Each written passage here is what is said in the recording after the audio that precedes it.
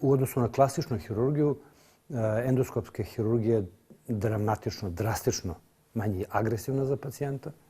Znači, nekad su se pacijenti oporavljali danima, znači 2 ili 3 dana su trebali da ustanu iz kreveta. Tu su bili veliki rezovi. Često su bile infekcije, kile postoperativne. Danas je sve to dramatično drugačije.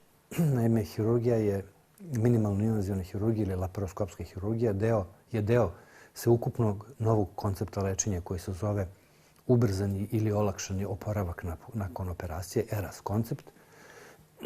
Taj koncept podrazumeva da se radi što manje agresivna hirurška intervencija, da se lekovima protiv bolova smanji potpuno bol i omogući lakši, brži oporavak, brži ustanak iz kreveta, time je smanjen procenat infekcija, nehirurških komplikacija. Znači, kompletno je paradigma lečenja hirurškog promenjena u poslednjih 10 godina i kod nas i u svetu.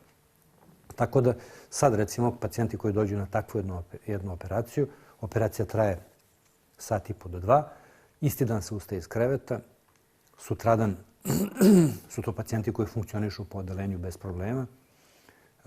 Posle slikanja, kojim se proveri da je sve u redu, počinje unos tečnosti, znači ni blizu trauma kao što je to nekad bila. 2. ili 3. dan se ide kući iz bolnice, tako da je to svedeno na nivo manje hirurške intervencije, iako ono što treba da se uradi unutra nije tako jednostavno.